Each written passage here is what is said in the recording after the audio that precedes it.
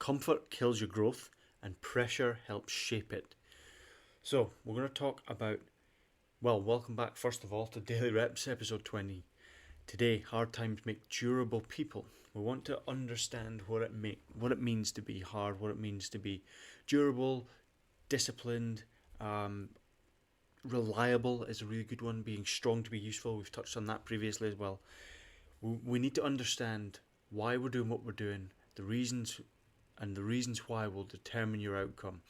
And when your reason why is clear, why you want to do something, maybe you want to start a business, maybe you want to be a provider for your family, maybe you want to earn more money so you can have more experiences in life and with your family, then you need to be able to weather all of the storms that come your way, because life throws you curveballs.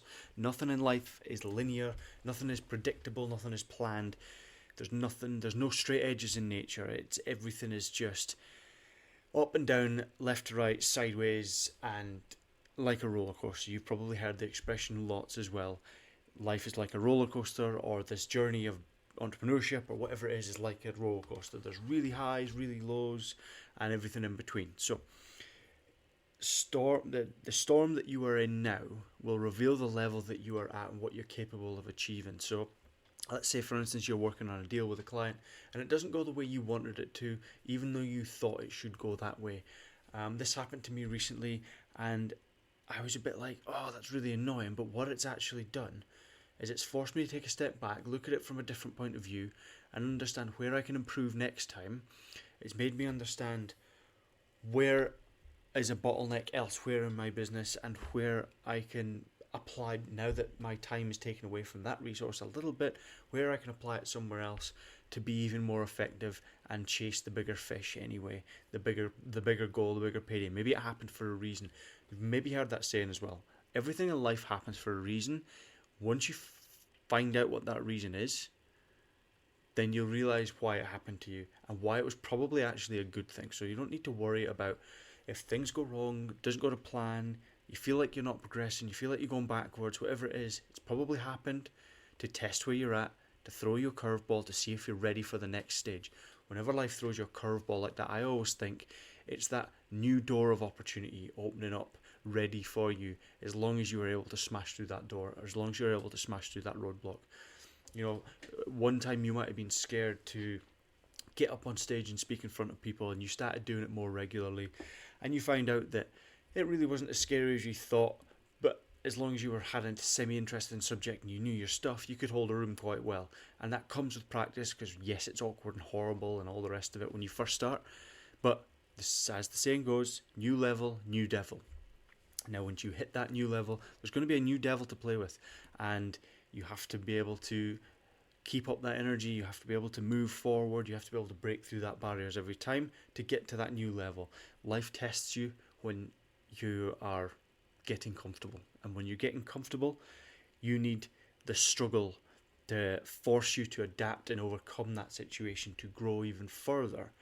So, never look at challenges as something trying to take you out of the market. Look at them as a new growth opportunity, as an opportunity to show up as a better person, to deal with more responsibility.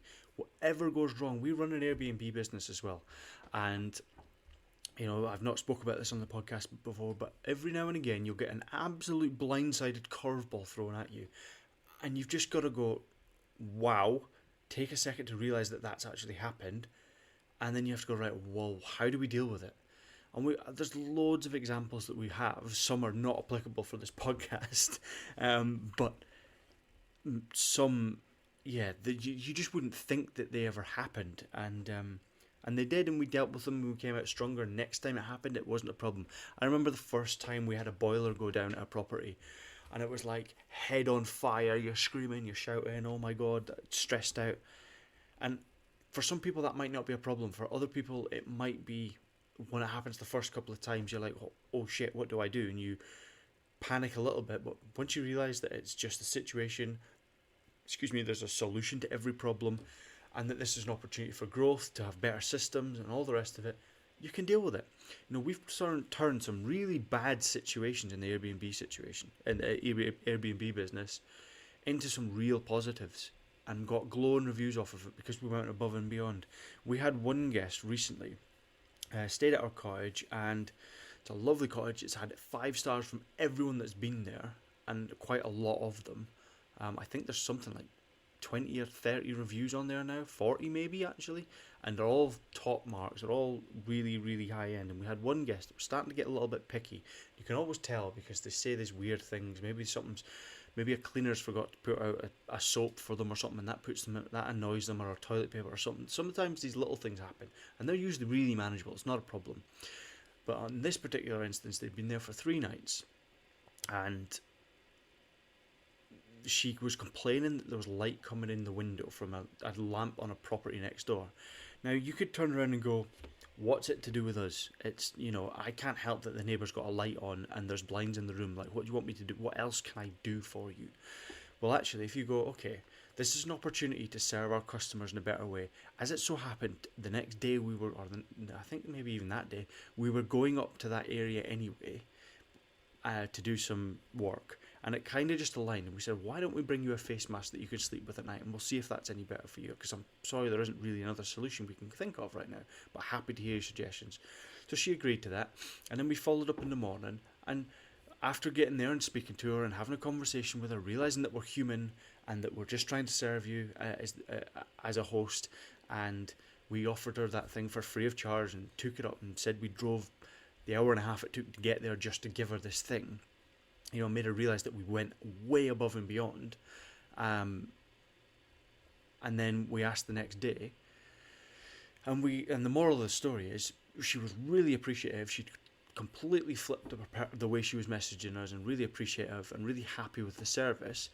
And instead, I think we got an 8 star out of 10 on Booking.com for that review.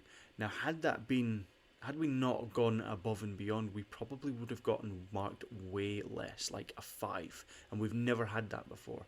So we always go above and beyond with service, and it's the same in my marketing agency.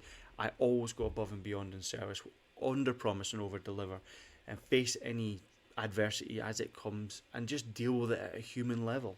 If you endure all of these challenges with the intent and what's the word I'm looking for? With good intentions and, sympathetically sometimes, with responsibility and humility, that pain is considered a rep for you as well, a repetition of you becoming a better version, a stronger version, a more responsible version, a more reliable version. That's a really key word, and something that you should all strive for and aim to be is reliable. So I guess the moral of the whole thing and this whole podcast, and I know it's not super interesting or there's anything to be groundbreaking, but I really hope you've gleaned some tips from it, because this is years and years and years. I grew up owning a B&B with my parents owned the B&B, and I grew up in the service-based industry, and that's why I have a market agency that caters specifically to the service industry, because I love serving the people and I love servicing the business owners. And I just think that far too often you go to a restaurant and the service is crap. And without taking this too far off a tangent, the service-based industry and people, there's nothing queerer or weirder than people. And some people have got really strange habits and really weird things that make them happy. And that's where the difference lies. 80% of your customers will never give you a problem, and they'll be fantastic. And the 20% that can make or break your business because they can leave bad reviews are the ones that matters, that really awkward ones, that 20%. And they will be 80% of your headache. And it's just a weird 80-20 rule. And if you can get over those and you can figure those ones out, your business will thrive and survive for as long as you want it to. So with that being said, tomorrow we're going to talk about the struggle of showing up when you don't feel like it, a very discipline focused mindset. And I'm really excited to, and I say this quite a lot actually, but I'm really excited to share tomorrow because it means a lot to me, and I want to share what I've learned through my journey and where we're going to go with that one. So the closing rep for this podcast, I want you to hold the line today. If something crops up, remember you're being forced into individual by taking those daily reps, by facing those struggles with intent, and it's forcing you to level up, and that's only ever a good thing. Okay, now do it with integrity, do it with morality, do it with responsibility and humility. Just go out there and be the best version of yourself and be the best person you can, and put your best foot forward every time. And if anything gets too much, take a step back, take a breather, take 5 minutes, go for a walk, throw some weights around, whatever you need to do, and then come back to it with a level head and respond professionally. And if you are really stuck and you're not sure, head over to ChatGPT, type it in, your problem, ask for a professional solution, and it will help you out and help you formulate the words or the action plan that you need to do. But if you have enjoyed this podcast, I hope you are still here. I hope you're enjoying it. Share it with someone you think might find it valuable as well. Comment on the videos, and we'll see you tomorrow. Thanks for listening.